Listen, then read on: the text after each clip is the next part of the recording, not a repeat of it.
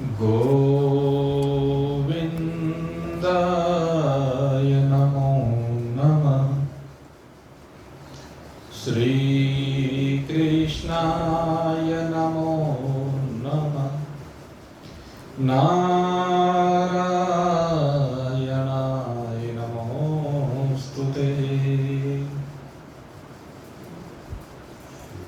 आज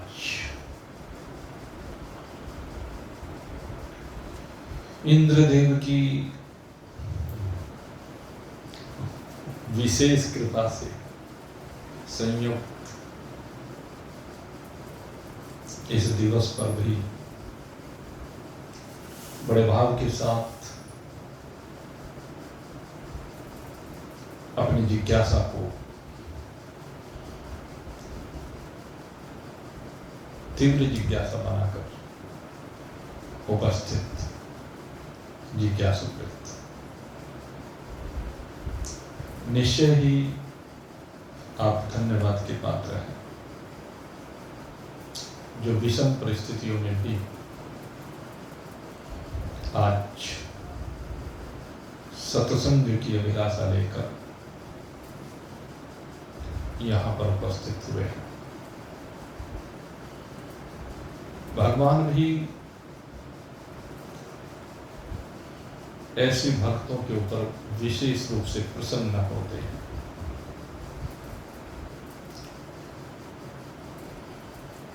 ये देह जो सबसे श्रेष्ठ देह, और इस श्रेष्ठ देह का सबसे श्रेष्ठतम भाव यही है कि हम जिज्ञासा से संयुक्त हों। और ये जिज्ञासा संसार को लेकर नहीं है, ये जिज्ञासा संसार के पदार्थों को लेकर नहीं है, ये जिज्ञासा संसार के संग्रह को लेकर नहीं है, ये जिज्ञासा संसार के भोगों को भोगने के लिए नहीं है, अपितु जिसमें ये संसार आरोपित है, जिसमें संसार बन रहा है, जिसमें संसार का पालन हो रहा है और जिसमें संसार लय को प्राप्त हो जाता है, उस ब्रह्म तत्व को लेकर है, उस आत्म तत्व परमात्मा तत्व को लेकर है। और इसमें गर्मी सर्दी नहीं देखी जाती, इसमें बरसात नहीं देखी जाती, इसमें तो बस हृदय में एक उत्कंठा होती है कि शीघ्र शीघ्र अपने स्वरूप में स्थित हो जाए, समस्त बंधनों से विनिर्मुक्त होकर के मैं समस्त कामनाओं से विनिर्मुक्त हो जाऊं। एकमात्र ये मानस देह ऐसी है, सबसे सुंदर देह, जिसमें ये आप सोच सकते हैं। अन्यथा तो अन्य जितनी भी देह हैं उन सब में काममाश्रित्य दोषपूरं दम्भमानमदान्वितः। अन्य देहों में तो भाई यही है, कामनाओं के आश्रित है। जिन भी शरीरों में बैठ करके यात्रा कर रहा है ये जीव, सब कामनाओं के आश्रित, कामोपभोग में लगे हुए हैं। लेकिन ये देह ऐसी दिव्य है, कहते इसमें मुक्ति है। कामनाओं से तो बंधन होता है, लेकिन आशा पास सतैर्बद्ध, कहते जो न जाने सैकड़ों आशाओं, सैकड़ों कामनाओं, इच्छाओं, वासनाओं, तृष्णा के अधीन जो बंधे हुए आसुरी शरीर हैं, कहते इस शरीर में उन सब से मुक्ति है। उन शरीरों में तो ये कामने पिंडी नहीं छोड़ के देती हैं। पहली तो बात, कोई कामना पूरी होती नहीं, अगर यदि कोई हो भी गई तो उस कामना के पूरे होती दूसरी को कामना उपज जाती है, दूसरी भी पूरी हो जाए तो तीसरी, और ये श्रृंखला अनंत है भाई। कामनाओं की श्रृंखला कभी बंधी नहीं हो सकती। संग्रह की कामना कभी बंधी नहीं हो सकती। अब विचार करके देखें, और प्रत्यक्ष प्रमाण के रूप में हमारे सामने बहुत एक से बढ़कर के एक सेठ है, दुनिया भर में जिनका डंका बजता है, जिनको स्वयं ये पता नहीं कि कितनी संपत्ति है। एक दिन में अरबों खरबों की संपत्ति उनकी घट जाती है, एक ही दिन में बढ़ जाती है। आपने देखा, लेकिन उनकी वासनाएं कम नहीं हो गई। उनके पास खरबों की संपत्ति होने के बाद भी ओ, और इस समय तो आप एक प्रत्यक्ष सबसे बड़ा प्रमाण देख रहे हैं। आज दुनिया की सबसे बड़ी शक्ति जिसको कहा जाता है, वो इस पैसे के लिए अंधा हो गया है। उसमें और धृतराष्ट्र में कोई फर्क नहीं है भाई। वो मोह से अंधा था, ये धन से अंधा है, तो दोनों के बीच में डिफरेंस कुछ नहीं है। कामना ही तो है, मेरे संतान फले फूले, इनका इतना विकास हो, सब कुछ इन्हीं का हो जाए। धृतराष्ट्र ये तो चाहता था, और ये भी यही चाह रहा है। जिस पाकिस्तान पर दुनिया में कोई भरोसा नहीं करता, वो वहां पर व्यापार करने गया। दुनिया में सबने वहां से अपने व्यापार समेट लिया, लेकिन उसने वहां पर जाकर के व्यापार कर रहा है, और उस व्यापार करने के चक्कर में अपने जो मित्र हैं उनको खोता जा रहा है, क्योंकि उसे दुनिया की सबसे बड़ी शक्ति बनकर के भी तृप्ति नहीं है। इतना धन होने के बाद भी तृप्ति नहीं है। उसे केवल धन से मतलब है। कामी जिमि नारी प्रिय और लोभी प्रिय जिमिता। उसको धन से मतलब है, पैसे से मतलब है। कहां लेके जाएगा? 80 साल का बूढ़ा हो रहा है, फिर भी सब्र नहीं है। किसके लिए इकट्ठा करना चाहता है? सब्र तो नहीं है। बुढ़ापे में सठिया भी गया, बुद्धि भ्रष्ट हो गई, लेकिन उसके बाद भी वो पैसे की हवस समाप्त होकर नहीं चली गया। और ये भाई हमारी तो प्रतिनिधित्व कर रहा है। वो तो एक उदाहरण के रूप में हमारे सामने है, लेकिन बाकी सब ऐसे ही तो बंधे हुए हैं। जो देश का अनर्थ ना देखे होता हुआ वो राष्ट्रभक्त होता, लेकिन जो अपने लालच में देश का अनर्थ होते हुए देख रहा है वो अंधा।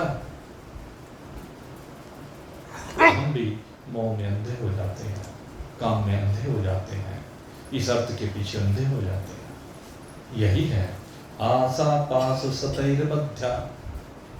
जब हम ऐसे हो जाते हैं तो सैकड़ों आशाओं के पास में बंधे हुए काम क्रोध प्रायणा, इन कामनाओं से संयुक्त होकर के हमारे अंदर जब कामनाओं की पूर्ति नहीं होती तो क्रोध की उत्पत्ति हो जाती है। जीवन में काम और क्रोध हावी हो जाता है। काम और क्रोध के हम अधीन हो जाते हैं। काम और क्रोध के बंधन में हम बंध जाते हैं। ये कौन सा स्वभाव है? ये आसुरी स्वभाव। जो इस मनुष्य शरीर को प्राप्त करने के बाद भी इस मनुष्य के शरीर में हमें असुर बना रहा है, राक्षस बना रहा है। रावण, उसके पास क्या नहीं था? सोने की लंका। लंका के सारे महल सोने के बने हुए थे। इतना सोना होने के बावजूद भी तृप्ति नहीं थी। आशाएं थी, वासनाएं थी, भोग थी, बंधा पड़ा था। और जो इन भोगों में बंधा हुआ है,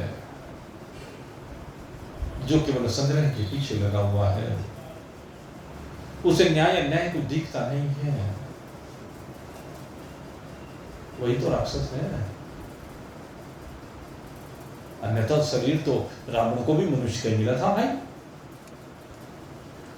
लेकिन बाद में राक्षस राज बन गया।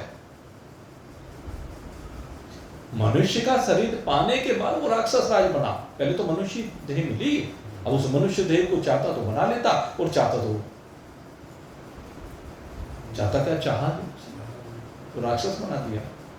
राक्षस कौन है? जो सबका माल खींचना चाहे, सारी दुनिया का माल मेरा हो जाए, सारी दुनिया को जो कष्ट देना चाहे, सो राक्षस। तो रावण ऐसा ही था। और रावण की क्या बात करें, सारे ऐसे ही हुए भाई आपको राक्षस। तो चाहे वो कालनेमी की बात कर लो, हिरण्याक्ष की बात कर लो, हिरण्यकश्यप की बात कर लो, कंस जरासंध की बात कर लो, ये सारे असुर ऐसे ही तो हुए। अरे देह तो इनको सबको मनुष्य की मिली थी, लेकिन जब दैविक संपत्तियों से संयुक्त नहीं हुए, आसुरी संपत्तियों से संयुक्त हुए, तो असुर कहलाए, राक्षस कहलाए। और बहुत से ऐसे भी हैं जिन्होंने राक्षस देह को धारण किया, असुर देह को धारण किया, असुर कुल में अवतरित हुए, लेकिन असुर कुल में अवतरित होकर भी देवताओं के समान पूज्य नहीं हो गए। और भक्तलाल प्रहलाद उसमें सबसे मुख्य माने जाते हैं। महाराज बलि भी अंतिम दौर में उन्हीं में माने जाते हैं। ऐसे ऐसे एक से एक बढ़कर के बड़े भगवान के भक्त हुए, और उन्होंने दैविक बुद्धि से संयुक्त होकर के भगवान के भक्तों में अपनी गिनती कराई है। तो ये तो निर्णय हमें स्वयं को लेना है। भगवान ने जो बुद्धि हमें विशेष रूप से दी है, कि ले बुद्धि जगाने के लिए है भाई, संसार के विषयों में सोने के लिए नहीं है, ये परमात्मा में जगाने के लिए। जो परमात्मा में जाग जाता है, उसके अंदर दैविक शक्ति आनी प्रारंभ हो जाती है। जो परमात्मा से प्रेम करने लगता है, उसके अंदर दैविक शक्ति आनी प्रारंभ हो जाती है। इसे हमें जागना है, फिर सोना नहीं है। एक बार जाग गया तो फिर सोना क्या है? एक बार अगर जाग गया तो सोना क्या? सोना पतन की निशानी है, जागना उत्थान की निशानी है। इसलिए वेद भगवान ने कहा, उत्तिष्ठ जागृत प्राप्त ब्राह्मणी होता है। उठ जाग, उठ जाग मुसाफिर और जागने की बात नहीं है। अगर जागोगे तो परमात्मा मिलेगा, आनंद मिलेगा, शांति मिलेगी, चैन मिलेगा, वो प्रेम की रसधार मिलेगी, वो आनंद मिलेगा जो नित्य होगा, जो अविनाशी होगा, जो सदा एक रस होगा, जो तेरा वास्तविक आनंद होगा। जागने की बात है।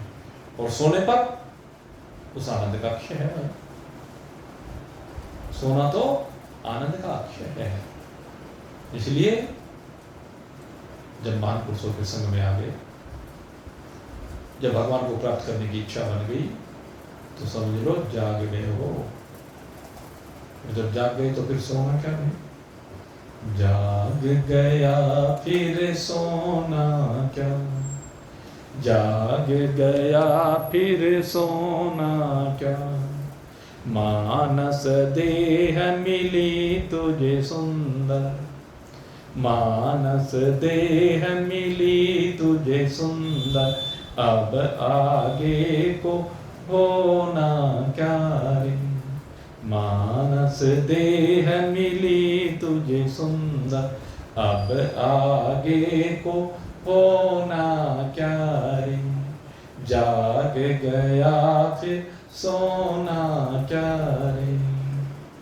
प्रेम का टुकड़ा रूखा सूखा, प्रेम के साथ रूखा सूखा भी मिल जाए और दुत्कार करके चाहे 56 लोग मिल जाए भाई, तो उनसे बढ़िया है जो प्रेम से मिले। सबरी के बेर कैसे मिले? प्रेम से मिले ना। विदुरानी के छिलके कैसे मिले? प्रेम से मिले। सुशीला के तंदुल कैसे मिले? प्रेम से मिले भाई। और जब प्रेम से मिले तो उन्हीं से परमात्मा मिल गया, सारों को मिल गया।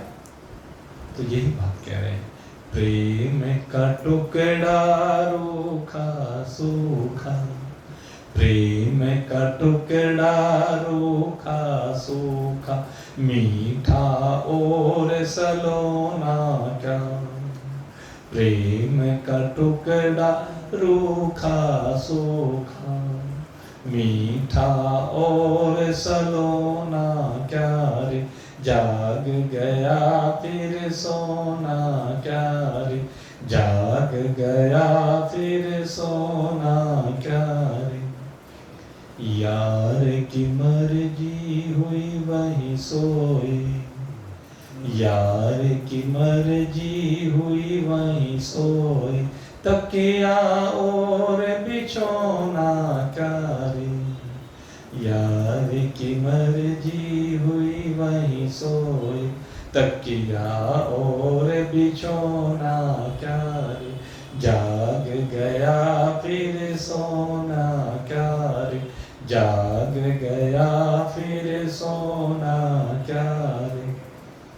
कह कमाल, कमाल ये उसका कबीरदास का लड़का था, उसी ने ये साखी शायद है मेरे ख्याल से हमारे सामने रखी है। कह कमाल प्यार के मार, कह कमाल प्यार के मार, शीस दिया फिर रोना क्या रे। कह कमाल प्यार के मार, शीस दिया फिर रोना क्या रे, जाग गया फिर सोना क्या रे, जाग गया फिर सोना क्या रे। कहते प्रेम का मार्ग तो ऐसा है भाई, कहते इसमें शीश दे दिया, लेकिन शीश देकर भी रोना नहीं है भाई। वेदांत का मार्ग तो ऐसा ही है, ज्ञान मार्ग, कृपान की धारा, इसमें तो शीश देना ही पड़ेगा। और शीश ही क्या, इसमें तो सारा शरीर देना पड़ेगा। और सारा शरीर तो पता नहीं किस किस काम में लोगों ने दिया है, अच्छे कार्यों में, परोपकार के कार्यों में। लेकिन असली बात क्या है, कहने लगे केवल स्थूल शरीर नहीं चाहिए।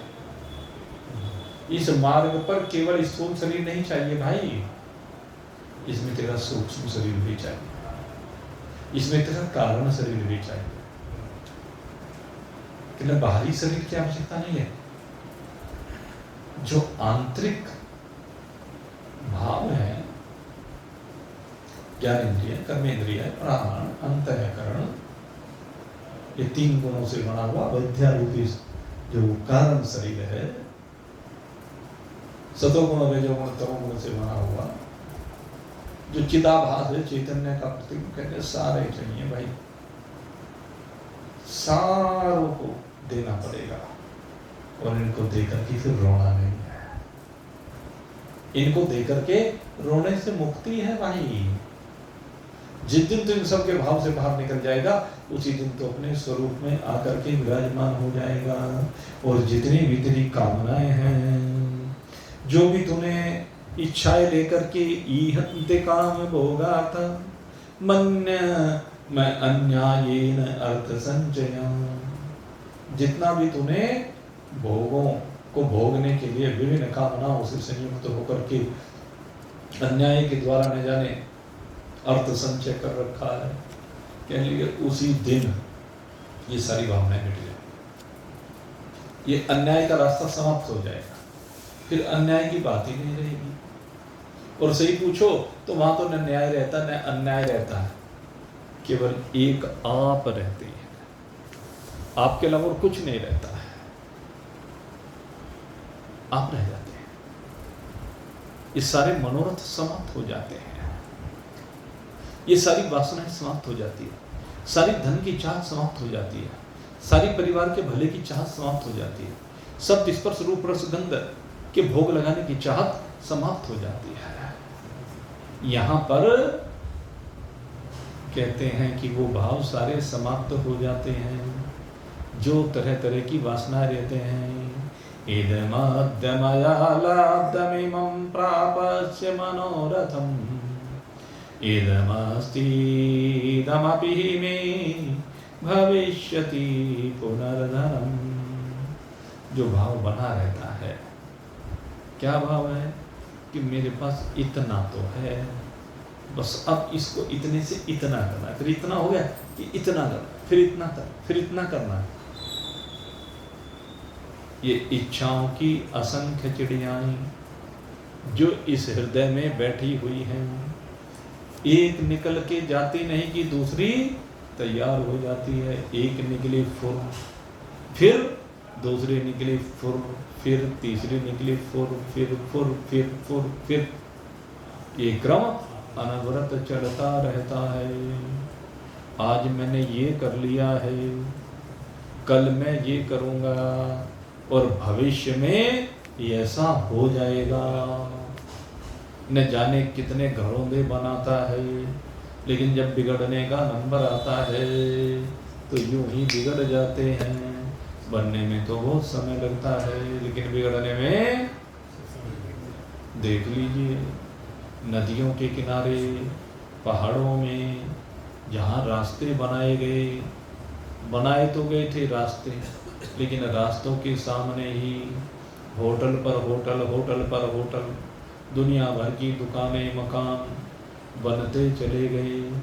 और जिस समय नदियों को रास्ता नहीं मिला तो फिर क्या हुआ, सबको बहा के ले गए, सारे घरों दे बह गए, सारे मकान दुकान बह गए, और रोने के अलावा कोई चारा, क्योंकि जितनी छेड़छाड़ की, जितनी वासनाएं बढ़ाई, जितनी कामनाएं बढ़ाई हैं, जो सब कामनाओं के कारण ही तो हुआ कि उस समय ये नहीं देखा गया कि तू बना कहाँ रहा है। हम भी भाई 2 बार बद्रीनाथ जी कथा करने के लिए गए, तो कई बार जा चुके, भगवान की कृपा से बुलाया उन्होंने, लेकिन हम क्या देखते हैं, सड़क, और सड़क के साथ जो पहाड़ नीचे, क्योंकि जब पूरा पहाड़ था उसको काट करके बीच में सड़क बनाई, अब वहाँ तो प्लेन हो गया, लेकिन वहाँ नीचे फिर पहाड़ी। अब उन्होंने उस पहाड़ी पर ही पिलर डाल डाल के और वहीं उस पर लिंटर डाल डाल के उसी के ऊपर खड़ा कर दिया महल। कहीं कहीं मंजिले महल खड़े हो गए, होटल बन गए। पैसे के लिए आदमी अपनी जान को भी दांव पर लगा रहा है। और अब जो रोज आप टेलीविजन में देख रहे हैं वो यही तो हो रहा है, यही हो रहा है। क्या बादल पहले नहीं फटते थे? बादल पहले भी फटते थे, लेकिन पहले वहाँ पर इतनी जनता रहती नहीं थी, इतने मकान दुकान नहीं हुआ करते थे, सीधे प्रकृति के साथ जुड़ करके वो रहा करते थे, इसलिए वहाँ कोई फर्क नहीं पड़ता था। उन्हें पहले पता होता था कि कौन सी जगह रहने की है, कौन सी नहीं रहने की है। अब जो उनसे कच्चे पहाड़ हैं, बारिश में जब ऊपर से पतनाला आता है तो वो तो बहेंगे भाई, पत्थर निकलेंगे ही, और जब वो पतनाला आता है उसके रास्ते में जो भी आ जाता है, क्या हमें पता नहीं कि यहाँ से आएगा? सबको पता है पहाड़ में, लेकिन फिर भी हमने उन पतनालों के सामने भवन खड़े कर दिए, और इसीलिए वो सब बह जाते हैं। फिर रोने के अलावा कोई चारा रहता नहीं भाई। तो रोने से अगर बचना है तो अपनी कामनाओं को कम करना पड़ेगा, अपनी वासनाओं, इच्छाओं को कम करना पड़ेगा, प्रकृति के साथ जुड़ करके रहना पड़ेगा। प्रकृति से खिलवाड़ करेंगे तो ये दृश्य रोज देखने को मिल ही रहे हैं भाई, और ये बड़े दुख का विषय है। दुख तो होता ही है जब किसी की संपत्ति का विनाश हो, जान का, माल का, पशुधन का, और चलो आदमी तो किसी तरह अपनी रक्षा भी करने, बेचारे पशु पक्षी बहते जा रहे, बहते जा रहे, बहते बहते पाकिस्तान पहुंच गए, ब्यास रावी नदी में बह करके, बताओ जानवर बेचारे क्या करें, उनकी क्या दुर्दशा हो। आप सोचिए, ये तो चलो हमें दिखने वाले हैं, और जो उनसे दिख नहीं रहे, रास्ते में कितने बंदर आए होंगे, रास्ते में कितने कीड़ी मकोड़े आए होंगे, कितने सर्प आए होंगे, वो भी तो सब बह करके जा रहे हैं। उनकी रक्षा करने वाला कौन है? हाथी के हाथी बह जाते हैं ऐसे, हाथी क्या करे? जब हाथी से दुगनी हाइट का पानी निकल करके आए तो कोई क्या कर ले बेचारा, उसे कहना ही पड़ेगा, वो भी है तो प्राणी, उसकी भी शक्ति तो सीमित है ना। तो भाई इन भोगों को, इन वासनाओं को, इन इच्छाओं को सीमित करने की बात है। अगर इच्छाएं रहती हैं तो आसुरी प्रकृति है, और अगर इच्छाएं समाप्त हो जाएं तो दैविक संपदा से संयुक्त हो जाता है, और दैविक संपदा से जो भी संयुक्त हो जाता है उसकी रक्षा देव ही करते हैं, फिर उसकी रक्षा भगवान ही करता है।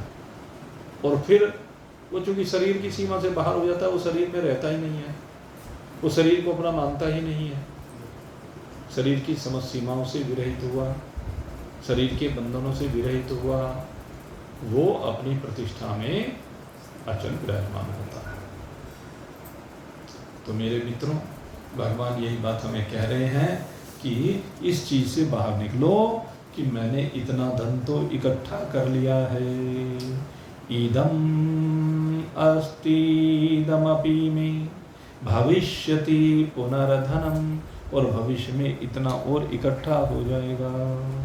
असो मया हतः शत्रुर्हनिश्चये च प्राणपि, ईश्वरो हम अहम भोगी सिद्धो हम बलान सुखी। इतने शत्रुओं को तो मैंने नष्ट कर दिया है, इतने मेरे शत्रु मारे गए हैं, और जो उनसे बचे हुए इन्हें भी मैं अति शीघ्र मार डालूंगा। है? मैं बहुत बलवान हूँ, मैं बहुत शक्तिशाली हूँ, अरे मेरे सामने कौन ठहर सकता है? वो आया था ना सिकंदर, उसने भी यही कहा था, मैं दुनिया फतेह करूंगा, यही तो नारा लगाया था उसने, सारी दुनिया फतेह करूंगा। लेकिन जब उसकी लाठी चली ना, जब भारत में आया, भारत में कितना इलाका तो जीत लिया उसने, ऐसे नहीं कि जीता नहीं, बहुत इलाका जीता। लेकिन तक्षशिला का गुरुकुल वो खड़ा हो गया, चाणक्य का गुरुकुल खड़ा हो गया, सामने खड़ा हुआ, सामना किया, और वहीं पे तबीयत खराब हो गई, हकीकत ये है। और जब तबीयत खराब हो गई तो संधि करने के अलावा कुछ नहीं सूझा। उसका जो सेनापति सेल्यूकस था उसके साथ संधि, हम तो भाई सबसे संधि करने के लिए रहते हैं, हमने तो कभी अपने को अपना शत्रु किसी को माना ही नहीं है, हम तो सबके साथ है, कहते भाई प्रेम का व्यवहार होना चाहिए, क्योंकि सब में हमारे राम जी बैठे हुए हैं, तो हमारा भाव तो ये रहता है। लेकिन उन दुष्टों का भाव तो ये नहीं रहता, वो तो कहते मेरा शत्रु है, इसको मैं छोड़ूंगा नहीं, इसके सारे माल को लूट के लेके जाऊंगा, और यही क्या उन लोगों ने।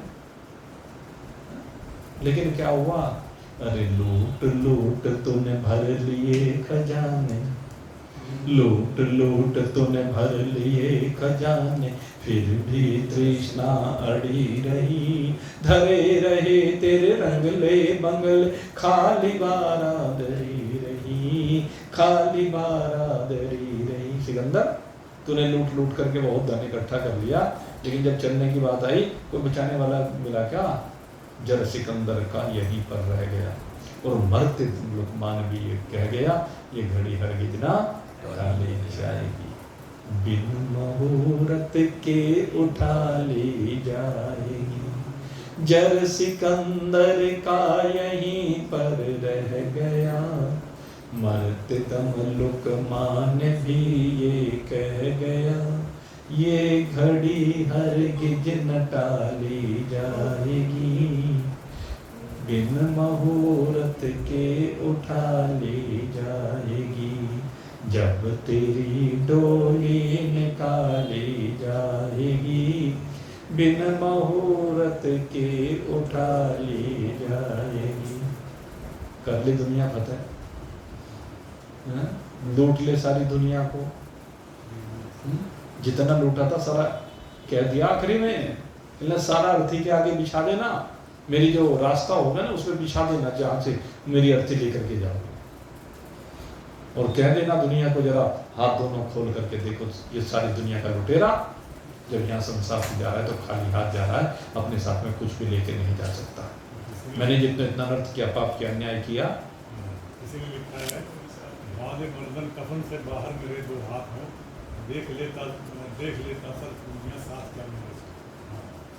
ये तो है, मुट्ठी बांधे आया जग में, खाली हाथ पसारी जाए, तो यही उसने कह दिया। कोई बचाने वाला नहीं है उस समय। डॉक्टर भी आपको तभी तक बचा सकते हैं जब तक आपका प्रारब्ध बचा हुआ है, और जब प्रारब्ध समाप्त हो जाए कोई डॉक्टर नहीं बचा सकता। चलता चलता आप में राम नाम सत हो जाती है, क्या है, यही संसार का खेल है भाई। जिस दिन होनी है वो बीमार की भी होगी और अच्छे की भी होगी, खेलते खेलते, खाते खाते, चलते चलते, यूं ही भाई। एक दिन तो राम नाम सत सबकी होनी है, सबके शरीर से ये जीव निकल के जाना ही है, लेकिन जो न जाने वाला तत्व है वो तू है, क्योंकि वो व्यापक तत्व है। ये परमात्मा व्यापक तत्व है, तेरी वास्तविकता वो परमात्मा है, इस बात को समझ। ये तेरी वास्तविकता नहीं है शरीर।